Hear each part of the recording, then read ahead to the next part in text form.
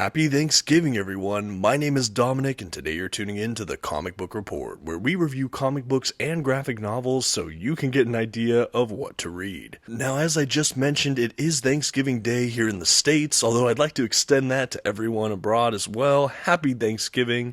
I think regardless of where life finds us, there's just about always something to be thankful for, and I want to reflect on a couple comics I'm thankful for this year. So I went ahead and picked 10 comic books I'm thankful for 2024. I hope you enjoyed the list. Before we jump in though, I'd like to shout out the channel sponsor, whom I'm also thankful for, OrganicPriceBooks.com. If you're looking to pick up your own comic book collected editions, I highly encourage you to check out their website. You can find a link for it in this video's description, and if you see anything on that site you like, you can actually use my discount code at checkout, TheComicBookReport, to save $2 off of your order.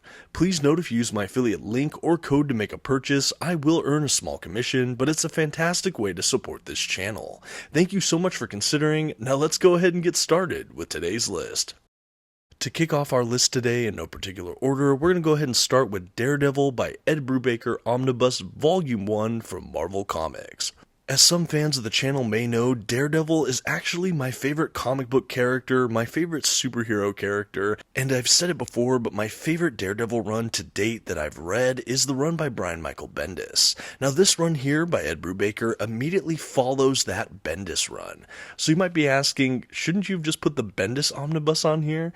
Well, I very well could have, but I feel like I've showcased that book a little bit recently, but why I also wanted to talk about this, why I am specifically thankful for this run, is that recently I revisited part of the Ed Brubaker tenure on Daredevil, and I have to admit, I forgot that some of this was written under Brubaker.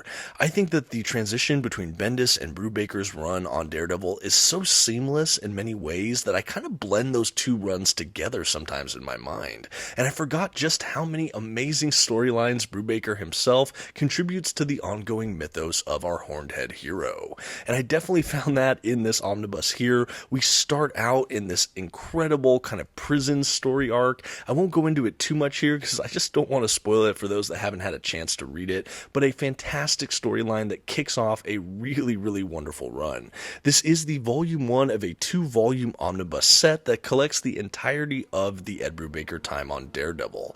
I did review a volume 2 on the channel not too long ago. I have yet to review this one proper. If you'd like to see a full review of this volume, you'll have to let me know. I know this reprint is currently out of print at the time of the recording, but hopefully you can still find a copy somewhere on a secondary marketplace without too much of a markup. I know I actually missed it while it was in print as well, but I was able to find it again through one of those other marketplaces for, nothing too bad. I think I still got it undercover, so I was definitely happy with it. And because I love talking about Daredevil, let me know in the comments if you've read this Brubaker run. I'd love to get some discussion going, and yeah, hopefully there's other fans out there. Next up on our list, we have Batman the Knight by Chip Zdarsky and Carmine Di Giandomenico. So this was a book I believe I read in 2023. I have it here in this standard size hardcover. I was just blown away by this book. I am a huge fan of Chip Zdarsky just in general, and this was a book that I wasn't even tracking. I didn't have it on my radar at all until it dropped in this hardcover, and all of a sudden I had a must-read book I had to snatch up, and wow did I burn through this book fast. I absolutely adore it. For those that don't know, this book really kind of fills in a gap between when Bruce Wayne loses his parents and when he takes on the mantle as Batman. In the years away, in the years where he's honing his skills, developing his abilities, we kind of always have that as sort of a muddled section of his past that isn't always discussed. But this maxi series here delves right into that and gives us kind of a definitive origin story. I put this on a similar shelf as something like Batman Year One, and honestly, it gives you just such a great snapshot of this era for this incredible character. Again, for me, I see it as a missing piece, and I really just think it's pretty phenomenal. The art is wonderful. There's even a kind of travelogue or general globe-trotting like quality to this book, where every couple issues you're in a new country or a new area. You have all of these different environments, characters, and I just really enjoy it. You almost feel like a perennial fish out of water, but you get to see Bruce become the man who will be the Bat. Another facet of this book I thought particularly novel was it even ties in a character from the James Tynion the Fourth Batman era. I thought that was really a welcome addition to this overall storyline. I do think that in general this is a great book for new readers or people that just want to jump into the character of Batman, or for long-term fans like myself. Like I said, it feels like a real missing piece, and I'm so thankful that this book exists. It's from one of my favorite writers, and honestly, I was just blown away by it. I easily put it as a Batman modern classic. The next book I want to talk about today comes to us by way of really the end of the Silver Age of comics, beginning of the Bronze Age. This is the Amazing Spider-Man Omnibus Volume 4 from Marvel Comics. This is the most recent reprint of this book, and for me, this is a book I really treasure for a couple reasons.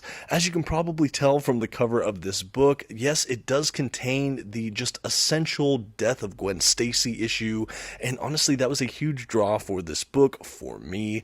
Additionally, why I'm so thankful for this book is that when I was first getting into the Amazing Spider-Man and reading the comics proper, the only format I was able to get the comics in was the old Marvel Essential line. If anyone had those, they were black and white, kind of really, really cheap, almost coloring book or newspaper quality paper stock, and it was all black and white, but you'd get the first, 20 to 30 something issues of any given run sequentially, and so you could just keep getting these essential volumes. They printed them for pretty cheap, and I had all of these Amazing Spider-Man ones lined up, and I basically read it from the beginning of Spider-Man and Amazing Fantasy all the way through the Death of Gwen Stacy, and so this was for me a really capstone period for Spider-Man. Like, this marked like the furthest I was able to get in that series for a long time, and to now have this run to this point in omnibus format, it's just a real dream. To revisit some of these old stories in full color, it just kind of blows my mind. I also consider the Death of Gwen Stacy one of the most pivotal issues in comic book history of all time.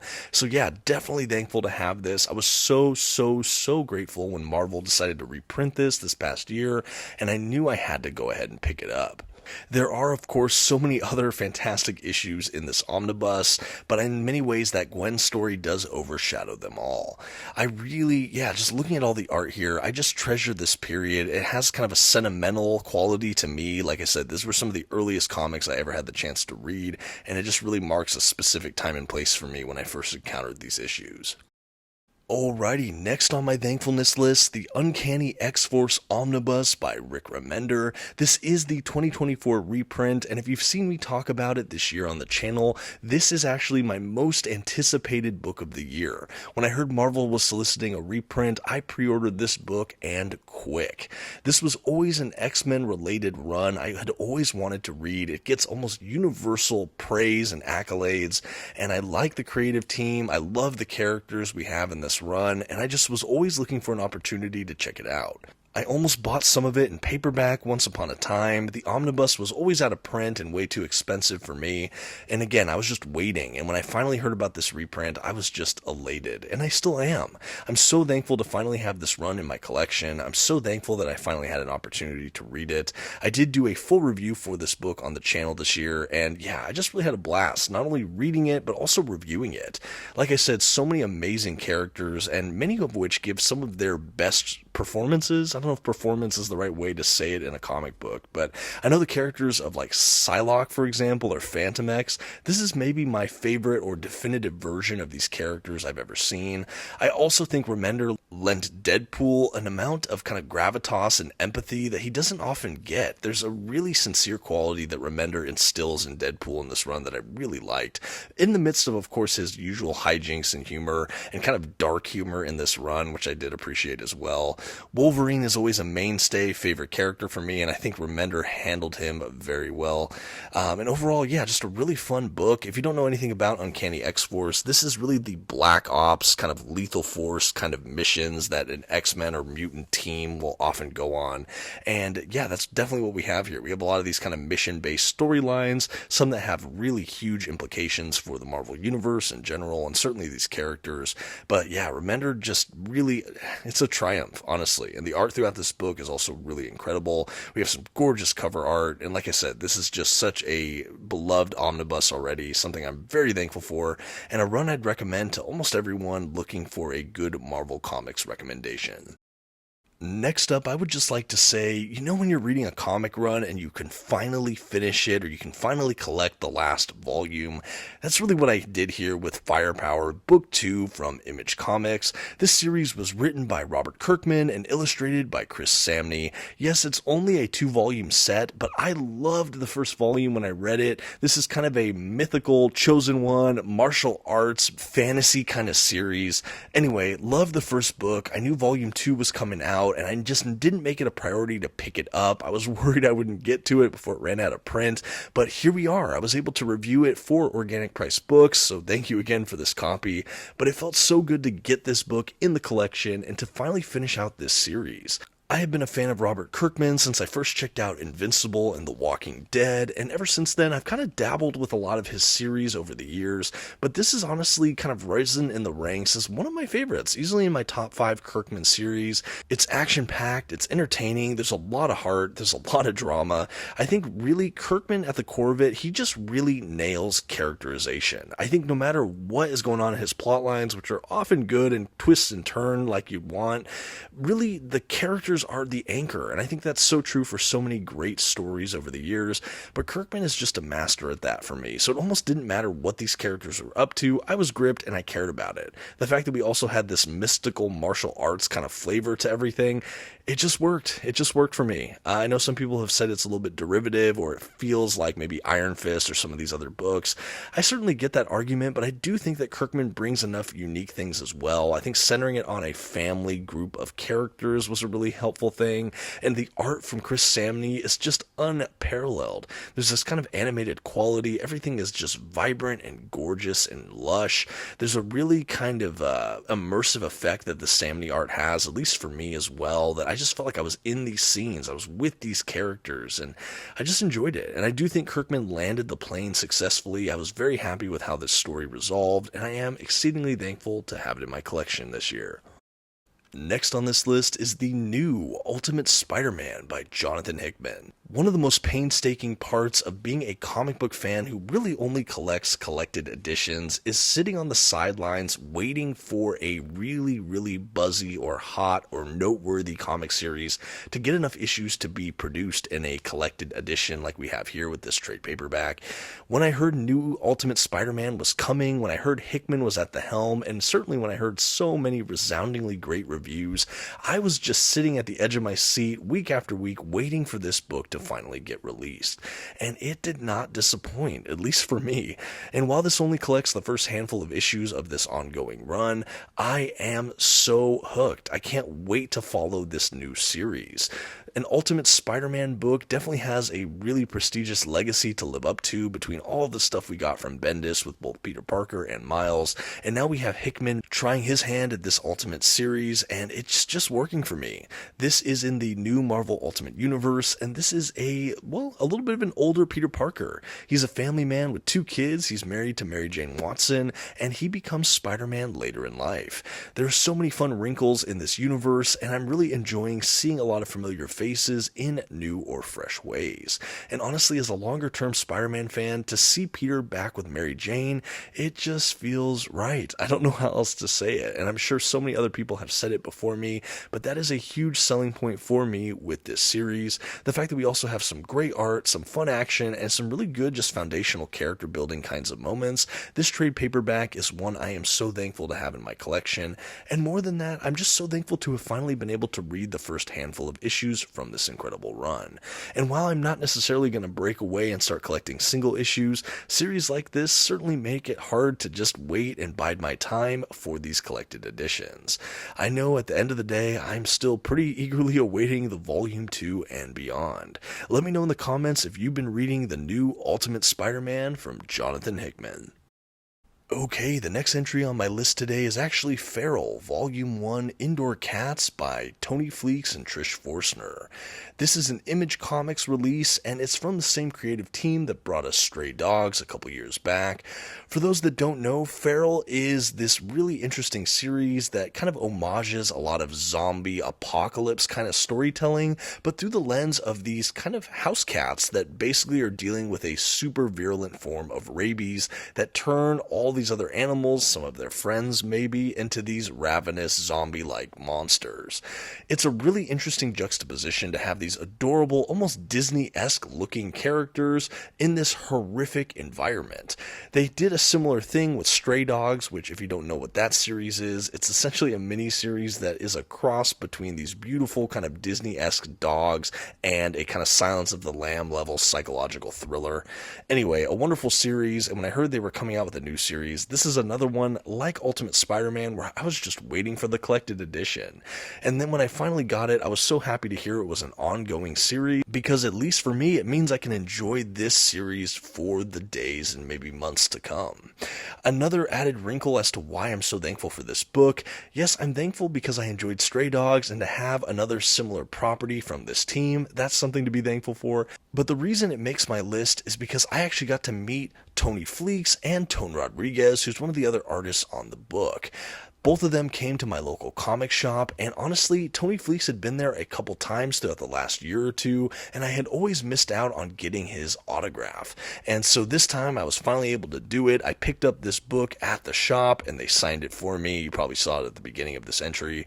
But honestly, for that reason, I'm so thankful. It's so fun to meet comic book creators. I've only met a handful so far. My interactions have been really great and kind of surface level, but everyone's been very kind and generous with their time, and I can certainly say that here with Tony Fleecs and Tone Rodriguez. The fact that they are also delivering a just stellar book with the help of Trish Forstner and others is just a cherry on top. A really fun series. I did do a review of this trade paperback if you're interested.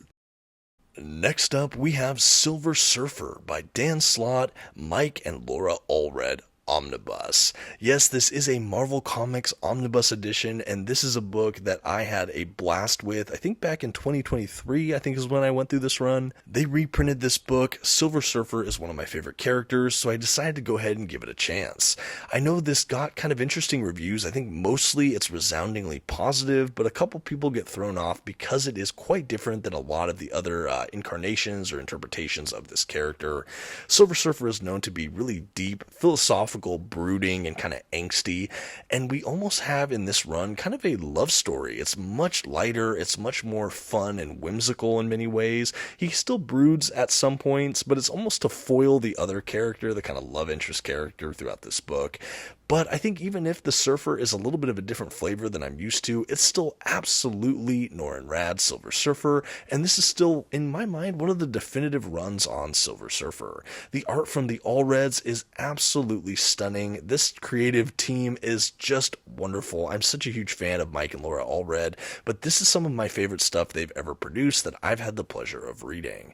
I think largely that stems from the fact that Dan Slott and Marvel kind of let them have this huge kind of interstellar sandbox to play with, all of these alien worlds and cultures and ideas. It's just a veritable playground for these artists, and I loved every page of this wonderful book. Dan Slott as well, as a writer, I actually really enjoy. I like what I've read from his stuff on Spider-Man and throughout the years, and this is another just really great entry for him. I think that this is also really fun because it's really a standalone, one and done kind of omnibus. You can go into this book without knowing really much about this character at all, and you could leave and maybe never need to read more, although I would recommend reading more because Silver Surfer has some incredible stuff. I particularly love the Jim Starlin era, but there are other great times in this character's history. But if you like Dan Slott or the Allreds, or this generally looks of interest to you, I couldn't recommend this run highly enough. Definitely one I'm thankful for. Okay, next on this list is actually a book I'm still making my way through. This is the Batman Detective Comics by Peter J. Tomasi Omnibus from DC Comics. Now again, I am still making my way through this entry, so I cannot speak to the quality overall of this entire run, but yes, this is Tomasi's time on Detective Comics. I really love this book. One of the reasons I'm thankful for it is I actually got it as a gift from my wife. Thank you again, honey. And I was so surprised, like genuinely surprised to get this book. I gave her kind of a large list of wish list items, I think for a birthday or something we were celebrating, and she just picked something at random from this list. I kind of forgot it was on the list, to be honest with you, and when I opened it up, I was just gobsmacked. I was so surprised and so elated. I really love Peter J. Tomasi's stuff. I know his stuff on Superman that I've been reading, or his time on Batman and Robin, for example. Just really an incredible creator. I'm used to him with Patrick Gleason, of course, but he definitely paves his own way with a lot of other great artists in this collection as well. The first story arc in this book is really, really fun. I've enjoyed some of the subsequent story arcs as well, perhaps not as fever hot enjoyment as I did with the first entry, but I am looking forward to finishing out this run. But yeah, when I look at my collection this year, this is definitely a book that stands out as one I am thankful for. Not just because of the character who I love Batman, not only because I enjoy the creators and this omnibus format, and I just think in general this is a really well-made book, but really the thought behind it and the gift. I thought this was such a sweet surprise from my wife, and I was so happy to get it. I think for that reason, amongst others, it easily makes this list for me.